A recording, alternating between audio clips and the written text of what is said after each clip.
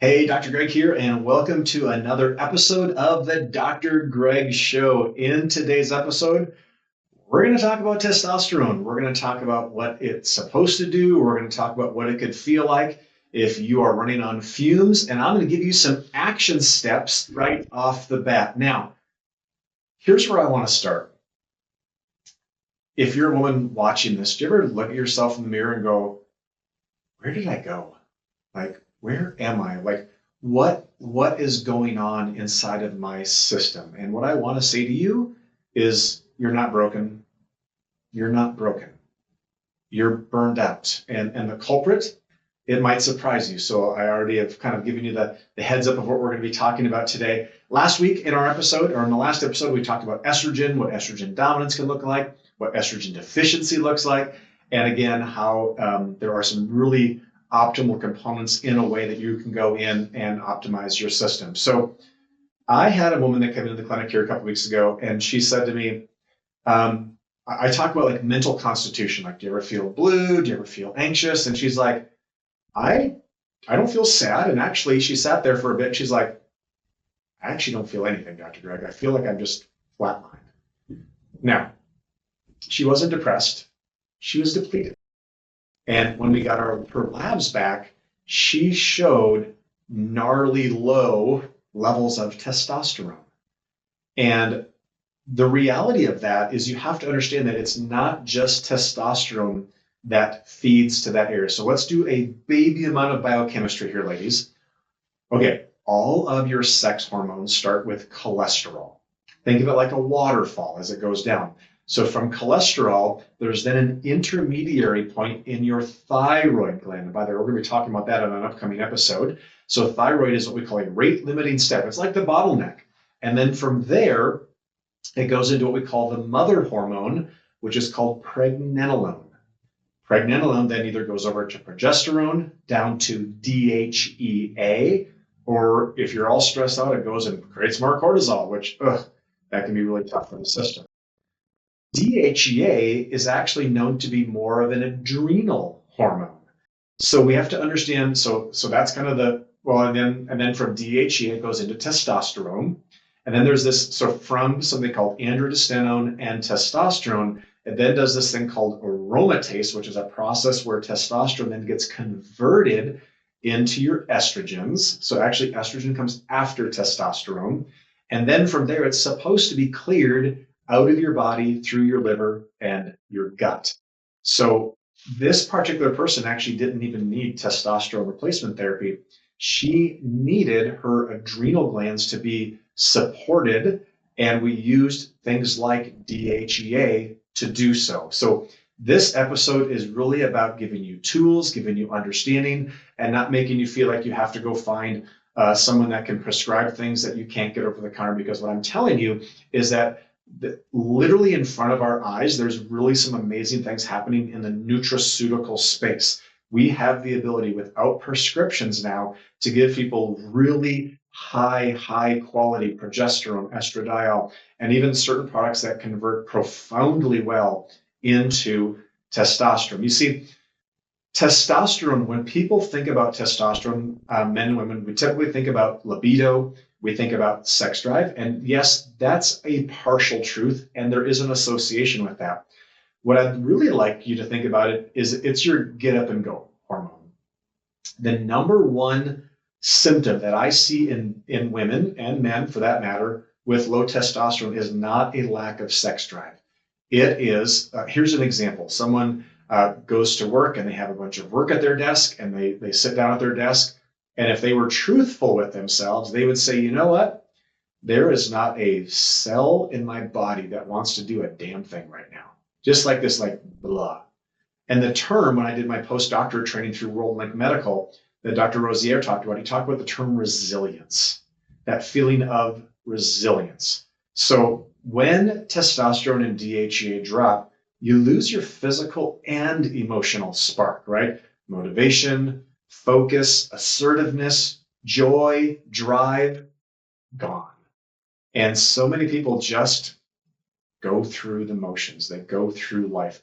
Here's actually some research from the Mayo clinic proceedings of 2019, they found that women with low testosterone reported marked decreases in well-being, energy, and sexual satisfaction independent of age or relationship status. You see, in perimenopause, testosterone can decline by as much as 50% or more, because I've ran the labs, by the time you're in your early to mid 40s, long before estrogen typically goes on its nosedive and you walk into menopause. You see, what are the reasons for that? Chronic stress, poor sleep, insulin resistance, huge one that I see, overburdened detox pathways, gut and liver function. I see so much gut and liver stress when I have conversations and I look at labs in people. So it's typically designed to be pretty steady throughout your menstrual cycle. There may be a small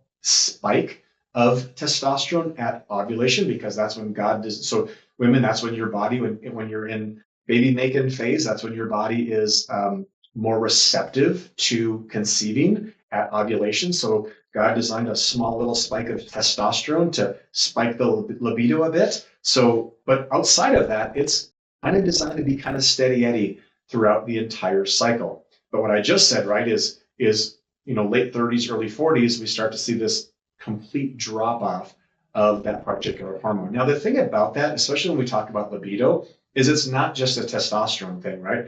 Think of the average woman that's in her late 30s, early to mid 40s. She is typically juggling about 1,000 balls at once. She's got a home life, a professional life, kids' schedules. I mean, I even look at my own bride. We homeschool our kids. Our kids are involved in multiple sports. We're involved in lots of extracurricular activities. And my wife literally runs the entire show, on top of probably doing 2 to 3 loads of laundry every single day, trying to keep our house in order, and doing it all with a smile. So that's where I get a little glimpse of what your life might look like, ladies, by walking into my own house and seeing what my wife gets to have on her plate, in many times a fairly thankless spot, to be perfectly honest. So we have to understand that cortisol will actually steal. Let me back up a step. Stress will demand cortisol, which will then actually steal pregnenolone's ability of giving you DHEA, which then goes into testosterone. So the number one thing that you can manage when it comes to testosterone optimization is stress, recovery. Recovery is a lost art, ladies. I'm an old guy. I grew up in the 80s and the 90s. And when I grew up, every Wednesday night was church night, which means there were no activities. There was not even any football or basketball practice. It was church night. And then Sundays, imagine this, literally no stores were open. Maybe a few restaurants in my little town in North Dakota that I grew up in. The world knew that God's design for us was to have a Sabbath. You see, we can't be all in, all forward 7 days a week. Our bodies are not designed for that, right? Even the Bible, it says on the seventh day, God rested. And I'm not saying that Sabbath has to be a Sunday. Jewishes have a different Sabbath. Regardless, we are designed for Sabbath. So what does Sabbath look like? Now, you're probably thinking, there is no way, Dr. Greg, that I could even think about a 24-hour Sabbath. And what I hear is, I hear you. And there are many weeks where I'm not allowed to have that either. So it's basketball season here in Minnesota, and I have 2 little girls that are both very elite basketball players. And if there's a basketball, and their basketball tournaments are, guess when? Saturday and Sunday, or one of the other days. So it's not like I tell my family, no, we're not going to play basketball this weekend. So the question then, if you have those same restrictions as we have, could you start to carve out little times? Could there be a Thursday morning or a Tuesday evening where you could literally turn your phone off and put it in the cabinet or the drawer and unwind? What does disconnection look like for you? Let's talk about what people do about testosterone. So again, there's lots of clinics out there that will do pellets and creams, and I'm not saying that those things are bad. However, if the body as a whole can't process those things efficiently and effectively, it may not be a blessing. And I'll respectfully say, and I'm sure some people will give me some negative comments for this, but I'm not a fan of pellet therapy. I had a woman 2 weeks ago that was given the wrong dose via pellet therapy, and you can't remove the pellets. And half of her hair fell out. She felt horrible, and she was like, "Man, it just took me down a crazy country road."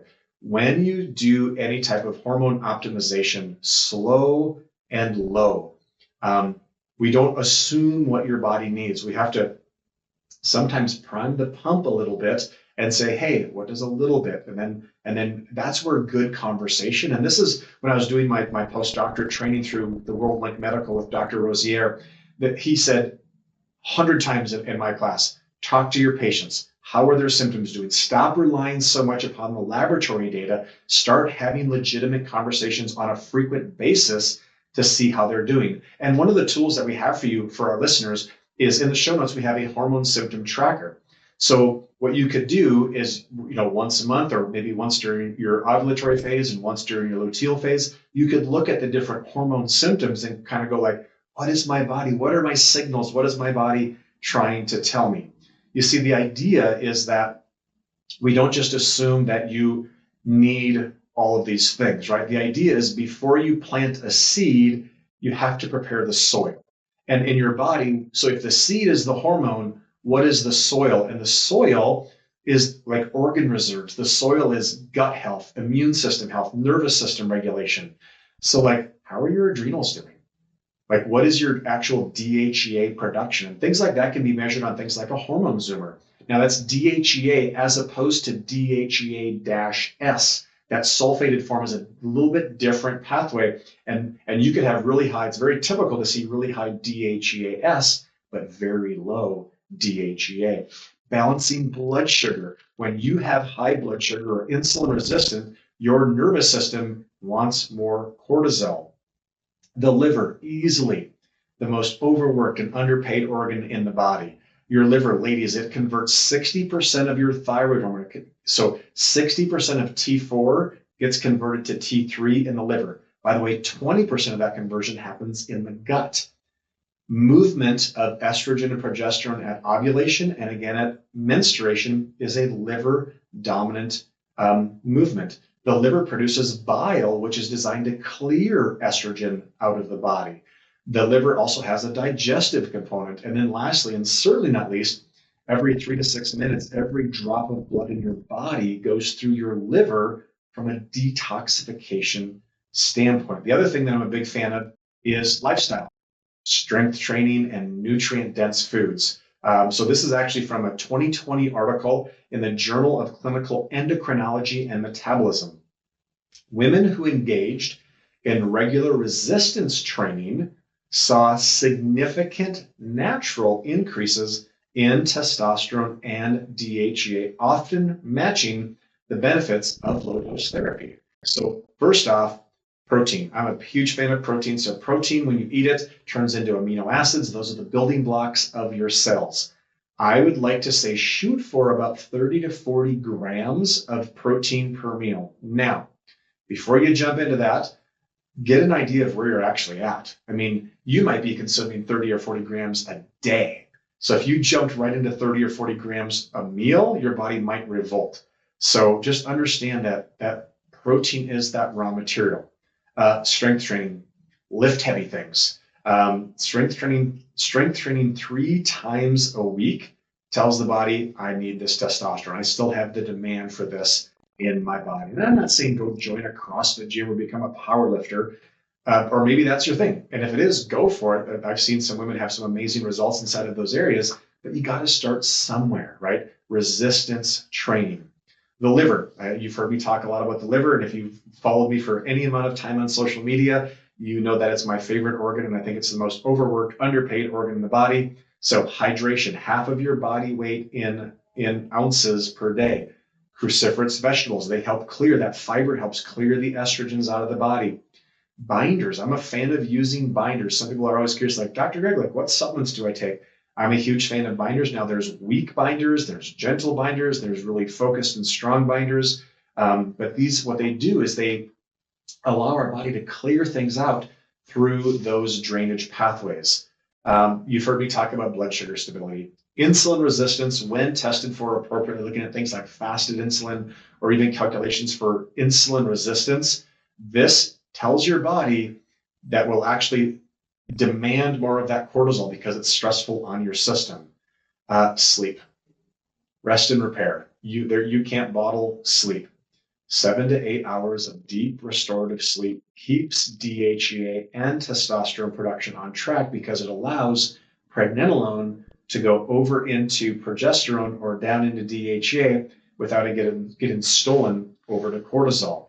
So there could be lots of little hacks, whether it's your bedtime routine. Are you sitting and staring and doom scrolling on your phone? Are you watching TV right up until bedtime? What does your bedtime routine look like? Are you allowing your body? Because here's the thing, when you wake up, 30 minutes after you wake up, cortisol is supposed to spike 80 to 150%. And then over the course of the day, it bell curves off so that by the time it's bedtime, it's at the lowest of your day so that your body can just be like, I'm good and I'm where I'm supposed to be. So this is one of those things where just understanding that sleep is a non-negotiable. And some people do need to do some testing. And I'm a big fan of testing. I'm a big fan of looking at not just the hormones, but also where's the organs at? Could there be underlying infection or toxicity in your body, which could be like an unbeknownst stressor? Like think of like, so when I say toxins or infections, I think of like chronic stealth infections. Think of it like the term squatter.